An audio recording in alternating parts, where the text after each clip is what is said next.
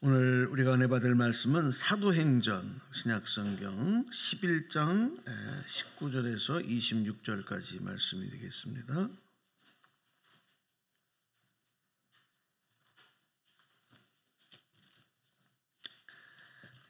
11장 19절에서 26절입니다.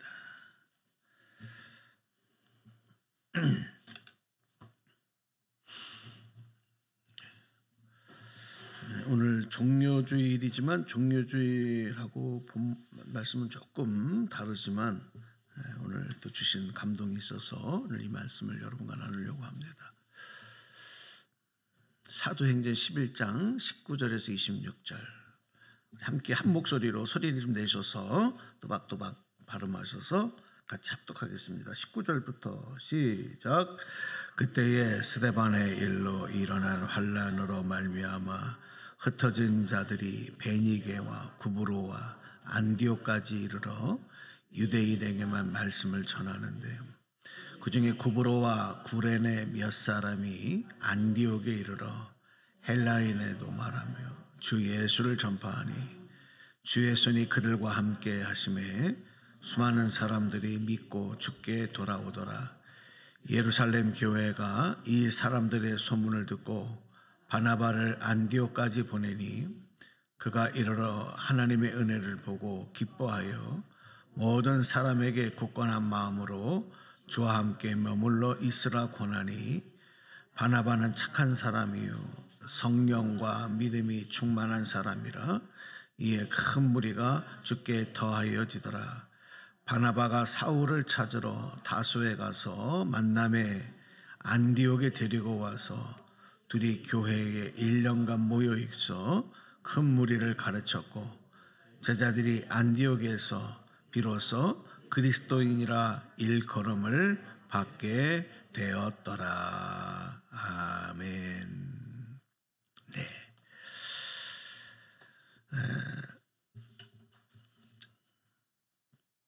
하나님께서 우리를 향하신 귀한 은혜와 축복은 계속되고 있습니다. 그런데 그 은혜의 여정을 살아가는 동안 우리가 어떤 문제를 만나고 또 이거 참 인생에 알 수 없다, 어렵다, 힘들다, 뭔가 꼬였다, 복잡하다 이런 생각이 들 때는 처음으로 다시 가서 다시 한번 처음에 그 원래적인 목적 그거를 다시 한번 점검하면서 다시 풀어가면 그 실타래가 풀려져요. 인생도 그렇고 영적으로도 마찬가지예요. 그래서 오늘 우리가 처음으로 돌아가야 될 그 자리가 관심이 하나님의 기대다. 하나님의 기대하심이 뭔가 이거를 우리가 다시 한번 질문하고 돌아보는 일이 참 중요합니다. 여러분 기대라고 하는 단어는 사전적으로 보면 어떤 일이 이루어지고 그것이 되어지기를 바라는 그래서 기다리는 것 그게 기대입니다. 뭔가 이루어지기를 그렇게 되기를 바라고 기다리는 거 그게 기대예요. 그러니까 사람은 다 여러분 우리도 그렇잖아요. 다 뭔가 기대를 가지고 살아갑니다. 그렇죠? 그리고 그 기대가 이루어지면 어때요? 네? 그 기대가 이루어지면 어때요? 기쁘죠. 행복하죠. 우리만 사람만 기대가 있는 것이 아니라 하나님께서도 기대하신다는 거예요. 하나님의 기대도 있다는 거예요. 응? 근데 그 하나님의 기대는 우리가 갖고 있는 그런 기대와 조금 달라요. 하나님의 기대는 뭐냐? 한번 따라서 해주실까요? 구원. 하나님의 기대는 구원하심입니다. 그게 하나님의 기대예요. 그러니까 여러분 이 구원의 문제로 우리가 항상 돌아와서 우리를 점검하는 일이 굉장히 중요한 거예요. 지금 특별히 이제 다음 주일부터 고난주간이 되지 않습니까? 왜 우리에게 고난주간을 지나며 예수님의 십자가를 묵상합니까? 예수님이 왜 부활하셨습니까? 다 뭐하고 연관이 있어요? 구원과 연관이 있는 거예요. 구원과. 자, 그러면 더 앞으로 가볼까요? 하나님께서 인간을 창조하신 목적이 뭘까요? 인간을 창조하신 목적, 이 목적을 보면 이제 구원이 왜 하나님의 관심인가, 왜 기대인가라고 하는 것이 이해가 좀 더 돼요. 하나님이 인간을 창조하신 거 할 일이 없어서 만드셨을까요?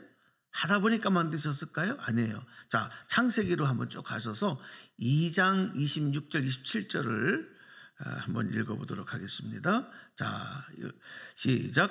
하나님이 이르시되 우리의 형상을 따라 우리의 모양대로 우리가 사람을 만들고 그들의 바다의 물고기와 하늘의 새와 가축과 온 땅과 땅에 기는 모든 것을 다스리게 하자 하시고 하나님이 자기 형상 곧 하나님 형상대로 사람을 창조하시되 남자와 여자를 창조하시고 이렇게 성경에 기록이 돼요. 자, 보세요. 여기에 창조, 인간을 창조하신 목적이 있는데 인간이 아담과 하와가 그 창조하신 목적, 인간을 향한 기대를 깨트려 버렸어요. 응? 하나님의 기대를 짓밟았어요. 그런데 하나님은 그럼에도 인간을 포기하지 않으십니다. 버리지 않으셨어요. 그리고 다시 처음 창조의 목적하신 대로 오늘 뭐라고 되어 있어요? 창조의 목적이 뭐라고 되어 있어요? 그들로 바다의 물고기와 하늘의 새와 가축과 온 땅과 땅의 모든 기는 모든 것을 어떻게 하자? 다스리게 하자. 그 말씀 좀 앞으로 좀 펴주시면 좋은데 센스 있게 말씀을 앞에 그렇죠. 한번 보세요. 하나님께서 인간을 창조하신 목적이 뭐예요? 성경 기록된 거 우리가 우리의 모양대로 우리가 사람을 만들고 그렇게 한 다음에 그 다음에 뭐라고 되어 있어요? 읽어보세요. 시작. 그들로 또 먼저 넘어간다. 센스가 없네. 다시 그들로 집중해 주세요. 비염이 심해가지고 우리 진우 양이 비염이 심해 정신이 없나 봐. 그들로 시작. 그들로 바다의 물고기와 하늘의 새와 가축과 온 땅에 기는 모든 것을 어떻게 하자? 다스리게 하자. 이게 여러분 인간 창조 목적이에요. 이거를 다시 회복시켜 주시기 위한 거예요. 그래서 다시 에덴 동산에서 추방당한 인간이 하나님의 형상을 다시 회복하고 바다의 모든 생명체, 땅을 정복하고 다스리는 왕 같은 제사장으로 삼으시기 위한 구원의 계획을 하나님이 세우셨고 그 계획을 바로 예수 그리스도를 통해서 완성하셨습니다. 할렐루야. 믿으십니까? 제 말이 이해가 돼야 안 돼요? 뭔 말하는지 모르겠어요? 그 창조의 목적을 이루시는 것이 구원의 목적이에요. 아멘?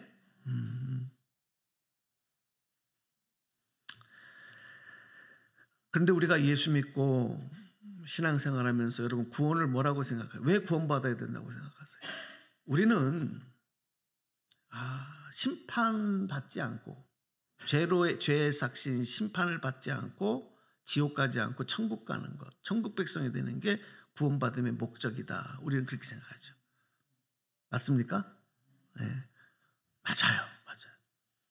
그런데 이거는요 만점 100점짜리 고백은 아니에요. 여기 그러니까 제가 이제 오늘 설교에서 말씀을 설명해 드리는 거예요. 우리 다 그렇게 믿어요. 그렇게 알고 있어요. 구원받아야 되는 이유를, 구원을 왜 우리가 받아야 되는지를 그렇게만 알고 있는데 하나님의 기대는 뭐냐면 우리를 구원하시는 구원의 목적이 뭐냐면 거기에 플러스가 되는 게 있어요. 우리를 천국 백성 삼으시고 그 다음에 거기에 플러스 되는 것. 그게 뭐냐? 하나님 나라를 이 땅에 이루는 일에 우리를 동참시키시는 거예요. 그러기 위해서는 하나님 백성이 돼야 돼요. 마귀의 종된 자들로는 안 되거든. 그래서 그런 사명을 우리에게 맡기시기 위한 거예요. 거기까지예요. 자, 여러분, 내가 구원을 받았으면 나 구원받고 나 죽으면 이제 천국 가. 그걸로 끝나는 게 아니라는 거예요. 하나님 우리에게 뭐를 맡기셨다고요? 사명을 맡기셔요.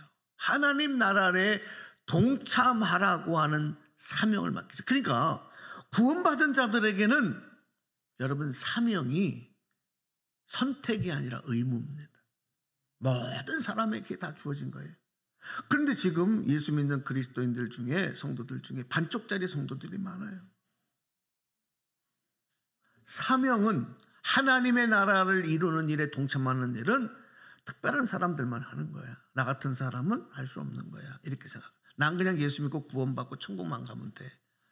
이렇게 생각하는 성도들이 많다는 겁니다.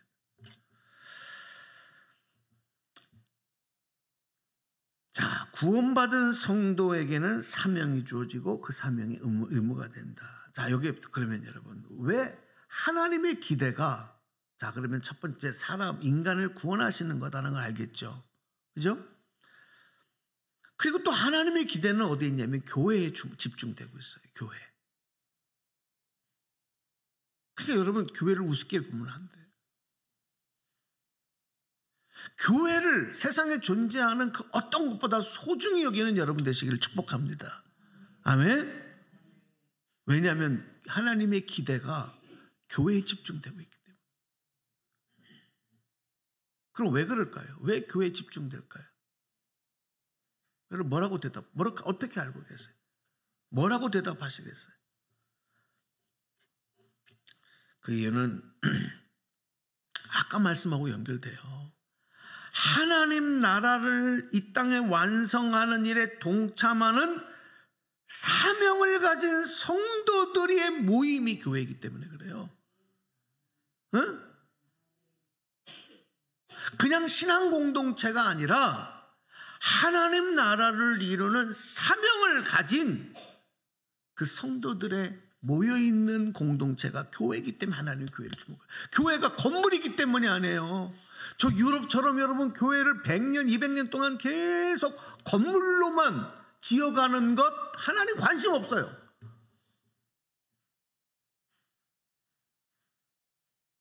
그 안에 교회를 이루는 성도들의 사명입니다. 믿음입니다. 예수님도 3년 동안 이 땅에서 공생의 기간 하실 때 하나님 나라에 대해서 계속 가르치셨어요. 그리고 부활하시고 난 다음에 예수님이 이 땅에 몇 년 계셨는지, 며칠 계셨는지 아세요? 40일.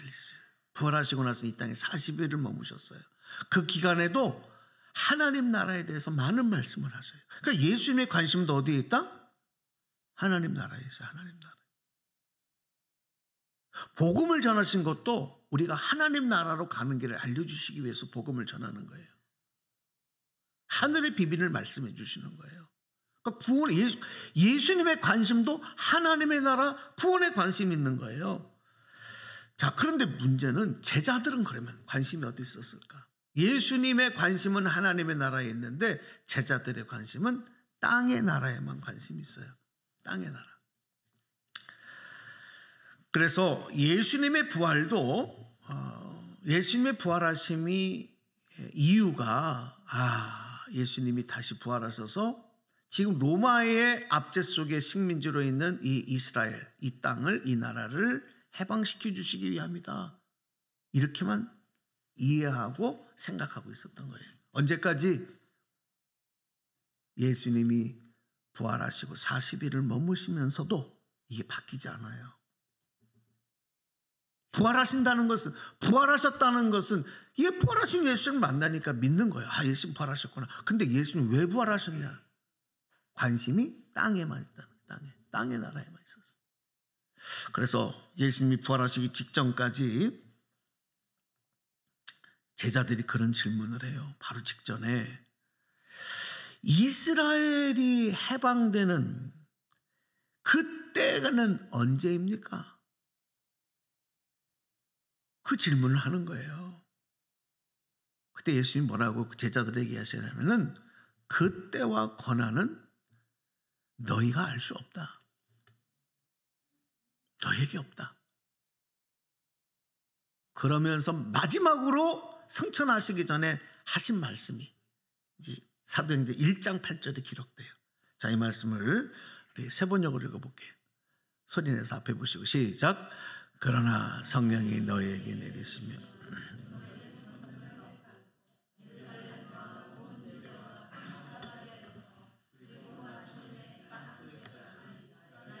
나의 증인이 될 것이다. 자, 이 말씀 잘 보셔야 됩니다. 여기에 하나님의 기대가 담겨져 있어요. 우리를 구원하신 목적, 교회에 기대하시는 내용들이 여기에 다 담겨 있어요. 그래서 이 말씀을 우리가 예수님의 지상명령, 위대한 예수님의 명령, Great Mission 이렇게 불러요.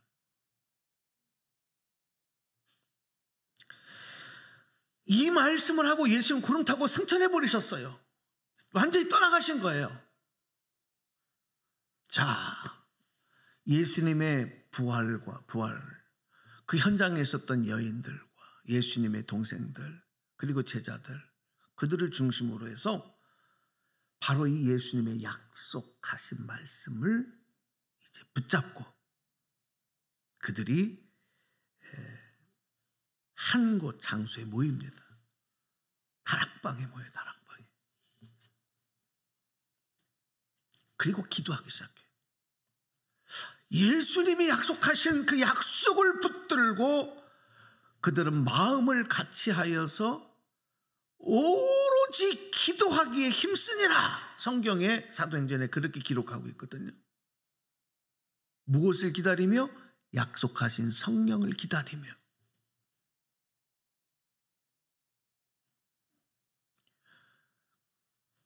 그 자리에 모이는 사람이 120명이었어요. 그렇게 해서 모여드는 사람들이 120명. 그들이 모여서 한 일은 예수님의 약속하신 말씀을 의지하고 성령을 기다리며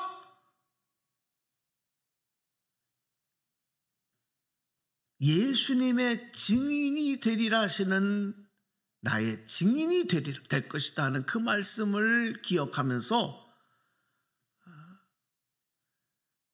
그들이 기도만 한 것이 아니라 그 일을 준비해요. 그게 뭐냐면 12사도 중에 가룟 유다 대신에 비어있는 그 한 자리를 제비 뽑아서 마띠아, 누구요? 마띠아라고 하는 분을 사도로 세웁니다. 그 일을 그들이 거기서 하는 거예요. 그렇게 기도하고 준비하는 중에 오순절날이 되었을 때 그 자리에, 그곳에 강력하게 성령님이 임하십니다. 할렐루야. 그들이 기다렸던 성령님이 임하시는 거예요. 진동을 할 정도로 강력한 성령이 임하셨고, 그때 제자들이, 그곳에 모인 사람들이 다 성령 충만함을 받았는데, 그때 그 제자들은 어떤 신기한 일이 일어나냐면 각 지역, 각 나라에서 모여든 이 120명의 성도들이 있었는데 이 제자들이, 그들은 갈릴리 사람들이거든요. 거기 가보지도 않은 사람들이고 배우지도 않은 사람들인데 각 사람들이 각각 그 나라의 말들, 그 말들을 막 하는 거예요. 제자들이 각 나라의 말을 방언으로 말하는 거예요. 그 모두가 다 신기해가지고 이게 무슨 일이냐, 이게 무슨 일이냐. 저들은 갈릴리 사람들인데 저들이 우리의 말을 한다, 우리의 말을 한다. 막 이러한 일들이. 자, 왜 이런 일들이 성령이 충만한 은총 속에서 이런 일들이 일어나냐면 이것도 다 예수님의 증인으로 사명을 감당하는 그 일과 관련해서 주시는 권능이었고 바로 은사였던 것입니다. 할렐루야. 자, 지금 제가 뭘 강조하고 있는지 여러분 잘 들으셔야 돼요. 자, 초대교회는 이렇게 예수님의 약속을 의지하고 예수님의 증인의 사명을 준비하는 기도 공동체였고 성령 공동체였다는 거예요. 그리고 사명 공동체로 시작되었다는 것. 예수님의 그 약속하신 말씀을 의지하고 기도에 힘쓰고 성령으로 충만함을 받고 예수님의 증인이 되기 위한 사명으로 모여있는 그게 교회의 첫 출발이 되는 거예요. 자, 그러면 오늘 우리 한번 비교해 볼게요. 오늘 우리 교회가 그렇게 되고 있나? 그럼 초대 교회처럼 여러분이 그렇게 되고 있나? 저는 말씀을 준비하면서 아주 우리 교회는 역사는 올해가 보니까 따져보니까 19주년이더라고. 19주년. 너무 부끄러웠어요. 세워진 지가 19년이 된 거예요. 창립된 지가. 근데 오늘 이 말씀을 준비하면서 아직 시작도 못했구나. 아직 시작도 못했구나. 우리 공동체가 과연 이런 공동체냐 이거예요. 오늘 우리 성도들이 초대교회 성도들처럼 한 곳에 모여서 오로지 기도하기 힘쓰는 공동체냐 이거예요. 하나님의 예수님의 말씀만 의지하고 모인 공동체냐 이거예요. 성령으로 충만해진 공동체냐 이거예요. 예수님의 증인이 되기 위하여 준비하고 몸부림치고 준비하는 그런 공동체냐 이거예요. 그렇다면 여러분들 한번 점검해 보세요. 내가 신앙생활 지금 몇 년 했다? 나 지금 교회 집사요? 권사요? 아직 시작도 못하고. 초대교회는 그런 모습으로 시작했거든요. 아직 시작도 안 된 거예요. 이름만 교회고 이름만 성도인 거예요. 우리 교회가 이런 공동체, 우리 성도들이 이런 성도들로 다시 서기를 축복합니다. 그렇죠? 이 땅에 많은 교회들이 이름만 붙여놨어요. 이름만 교회야. 이름만 성도야. 왜? 초대교회, 교회가 처음 시작할 때는 적어도 이런 공동체를 이루는 모습이었기 때문에 교회가 시작된 건데 우리는 아직 거기까지도 못 가고 있어요. 시작도 못하고 있는 거예요.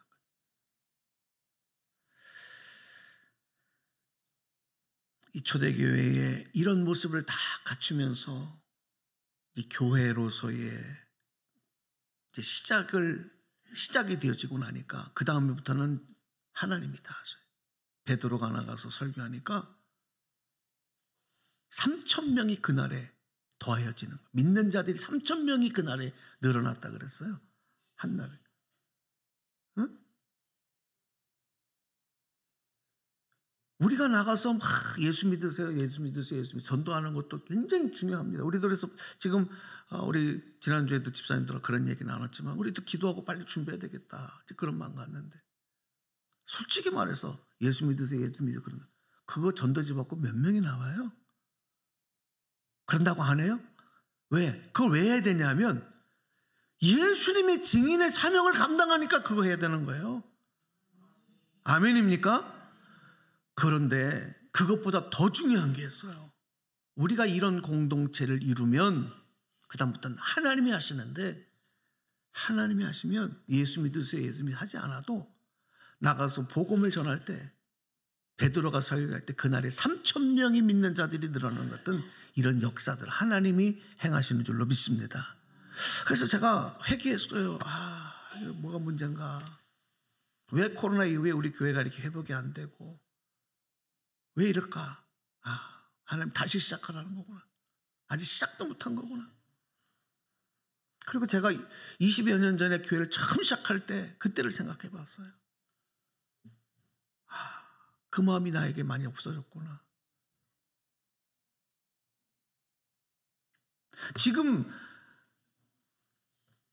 지금의 모습을 가지고 걱정할 게 없다. 왜? 아직 시작도 못했으니까. 자, 그러면 여러분, 우리가 지금 다시 교회를 개척하고 다시 창립한다고 한다면 우리 교회는요 엄청난 교회예요. 왜냐면 지금 이 많은 분들이 우리 공동체잖아. 할렐루야.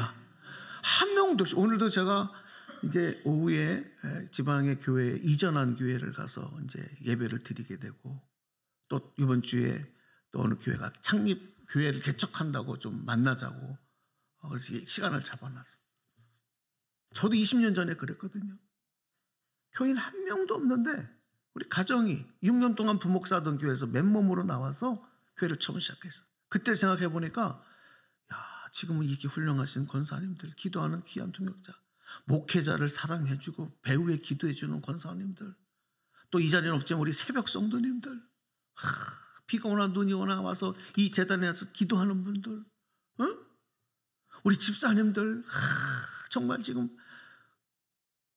이분들이 있는데, 우리가 지금 문제는 뭐냐면 몇 명이 더 모이냐, 한 명, 두 명이 더 빨리 모이는 이게 중요한 게 아니라 하나님의 기대를 채우는 공동체를 이루는 이 모습을 우리가 갖추는 것, 그런 성도들이 되는 거. 할렐루야. 이게 우선이에요. 그래서 제가 바꾸기로 했어요. 목회의 관점을 바꾸기로 했어요. 뭐 누가 안 나와, 누가 뭐 자리가 비었어, 왜 이렇게 예배 인원이 안 차. 저도 스트레스를 엄청 받아요. 목사는 여러분이 한 번 걱정할 목사는 10번, 100번을 걱정합니다. 매일 아침 기도할 때마다 마음이 무너져요. 전화를 하면 받지를 않아요. 그 전화만 받아줘도 감사해요. 이게 무슨 목회가 이럽니까?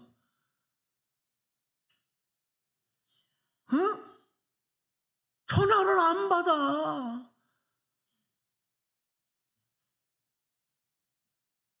그러니까 막 스트레스가 쌓이는 거예요. 근데 이런 스트레스에서 벗어나라. 왜? 오늘 주님이 주신 말씀은 뭐냐면, 성도들에게 이 말씀을, 오늘 종료주일이지만 성도들에게 이 말씀을 전하고, 우리가 이 초대교회 처음 시작했을 때에 그 초대교회에 하나님 기대하셨던 그 모습을 먼저 갖춰라. 어떤 예수님의 약속을 의지하는 공동체, 성령님을 기대하면서 오로지 모여 기도하는 공동체, 그리고 성령이 임하서 성령으로 충만한 공동체, 그 예수님의 증인의 사명을 감당하기 위해서 준비하며 나아가는 공동체. 할렐루야. 자, 이거 우리 하기 위해서 먼저 힘쓰자고요. 누가 나오냐 안 나오냐 이제 신경 쓰지 마.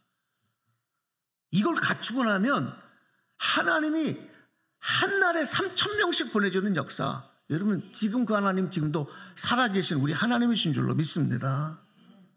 치유의 역사가 나타나고 귀신이 떠나가고 복음 확장되는 역사가 초대교회 가운데 나타나잖아요. 자, 근데 여기서 시간이 많이 갔지만 한 가지만 좀 덧붙일 거예요. 제가 기회 있으면 한번 이 말씀을 다시 드리는데 지금 제가 준비한 말씀 반도 못했어요. 자, 그런데 여러분 이렇게 부흥하는 성장하는 초대교회에 그러면 아무 문제가 없었을까요? 교회는 여러분 항상 문제가 있어요. 하나님이 그렇게 하시는 것 같아요. 이 초대교회도요, 이렇게 부흥하고 성장하고 사명 공동체로 이제 나아가기 시작하는데 막 그 복음의 확장의 역사가 나타나고 막 이런 기적이 막 나타나는 거예요. 병고침의 역사, 귀신이 떠나가는 역사, 막 이런 역사가 나타나는데, 이 성장하던 교회 안에도 안과 밖으로 문제가 생겨요. 중요한 거는 문제가 중요한 게 아니라 이 문제에 어떻게 대응하느냐는 교회와 성도들의 반응이고 태도입니다. 오늘 거두절미하고 초대교회는 무엇 때문에 문제가 생겼냐면 구제하는 일 때문에 문제가 생겼어요. 사람들이 와서 막 따지는 거예요. 아니 과부들이 교회 와서 이 구제하는 일에만 힘쓰다가 가정도 못 돌보고 이게 뭡니까? 이거 가지고 막 옥신각신하는 일이 생겨요. 지금 막 안에서 내분이 일어나는 거예요. 헬라파 그리스도인들과 유대인 그리스도인들이 서로 팔을 나누어서 막 싸워요. 교회 문제가 생겨요. 초대 교회에 그런 공동체인데도 문제가 생겨. 그런데 어떻게 하냐면 제자들이 사도들이 모여서 기도하면서 자, 이거 하나님의 뜻이다. 사역을 분배하자. 그래서 그럼 구제하는 일은 우리 믿음 좋은 성도들 중에서 그 일을 감당할 사람들을 뽑아 세워서 그들에게 맡기고 사도들은 오로지 기도하고 말씀을 전하는 일에만 힘쓰도록 하자. 그래서 초대교회에 그래서 7 집사님을 세우는 일이 생기는 거예요. 문제와 위기를 기회로 바꿨어요. 할렐루야. 그러니까 여러분 교회에서 어떤 갈등과 문제가 일어났다고 조금도 걱정할 필요가 없어요. 가정도 그렇잖아요. 부부도 그렇잖아요. 살다 보면 암만 사랑해도 한 번씩 티격태격하고 갈등이 생길 수 있어. 갈등이 문제가 아니야. 갈등과 문제를 그 부부가, 그 가정이, 그 교회가, 성도들이 어떻게 반응하고 그걸 극복해 나갔냐 문제지.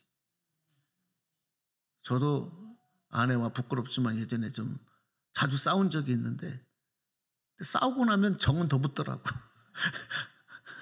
전우애가 붙어가지고 또 그런 게 없으면 관심이 없는 거죠. 여러분 교회 안에 어떤 문제가 발생할 때 믿음으로 반응하고 위기를 기회로 바꿔나가는 우리 교회 되기를 축복합니다. 자, 그러면 거기서 멈추느냐? 아니에요. 이제는 밖으로부터의 문제가 생기는데, 밖으로부터의 문제가 생기는데 스데반 집사님이 7 집사 중에 한 분이었던 스데반 집사님이 모함을 받고 이제 결국 순교를 당하셔요. 돌로 때려 죽이는 거예요. 스데반 집사님을. 이 일을 계기로 해서 본격적으로 초대교회를 향한 박해가 시작됩니다. 핍박이 시작됩니다. 그때 여러분 등장하는 사람이 누구냐면 사울이에요. 사울. 나중에 바울이 된 사울이 집집마다 돌아다니면서 이 교회를 완전히 다 없애버리기 위해서 이 성도들, 예수 믿는 사람들을 다 몰살하기 위해서 집집마다 타다니면서 남녀를 가리지 않고 그들을 감옥에 가두고 핍박합니다. 도저히 교회가 존속할 수가 없어요. 그러니까 어떻게 되느냐? 사도들, 제자들만 남겨놓고 성도들이 다 도망가고 다 흩어져 버리고 말았어요. 중요한 거는 이 흩어진 성도들이 가는 곳마다, 가는 동네마다, 가는 나라마다 뭘 하느냐? 그곳에서 복음을 전하는 예수의 증인 사명을 감당한 거. 할렐루야. 그러니까 교회를 향한 핍박이 복음이 확장되는 기회로 되는 거예요. 그리고 교회를 지키고 있던 사도들은 야고보 사도 같은 분들은 순교를 당합니다. 그리고 베드로 사도도 옥에 갇힙니다. 이런 핍박이 계속되지만 그럴수록 어떻게 됩니까? 사도들은 더 복음을 전하고 복음은 확장되어져 가는 일이 생기고 이 복음이 사마리아 성에 빌립에 의해서 사마리아 성에 전파되고 에디오피아와 왕 간다게의 국고를 맡은 관리인 네시가 예배하러 예루살렘 할 때 돌아갈 때 그 마차에서 빌립이 그 성경 말씀을 해석해 주면서 그 복음이 저 이방 나라에도 번져가는 역사들이 나타나. 고넬료 가정이 이방인 고넬료 가정이 복을 받게 돼. 그러니까 이 박해 때문에 오히려 믿음으로 무장하고 있던 이 공동체와 성도들에 의해서 더 복음이 확장되는 역사가 나타났어요. 저는 오늘 이 말씀을 여러분 앞에 드리면서 결국은 그렇게 해서 이 복음이 이 안디옥이라고 하는 나라, 그 도시까지 들어갑니다. 이 안디옥은 이방 도시거든요. 이방인들이 사는. 그런데 그 안디옥은 대단히 부유하고 번화로운 도시였는데 그 도시가 그곳에 세워진 이 안디옥 교회로 인해서 변화가 되고 이방인들을 향한 복음의 전초기지로 되어지는 그런 역사들이 또 나타나. 자, 여러분 정말 하나님의 기대는 구원입니다. 오늘 교회입니다. 저는 우리 순정의 교회가 하나님의 기대를 채우는 교회가 되기를 바라고 우리 여러분들이 하나님의 기대를 채우는 성도들을 되시기를 축복합니다. 우리 한 주간 동안 고난 주간 동안에 그런 마음을 갖고 기도했으면 좋겠어요. 그리고 부활의 영광에 우리 모두가 다 주인공으로 기쁨으로 참여하는 그런 복된 교회와 성도 되기를 축복합니다.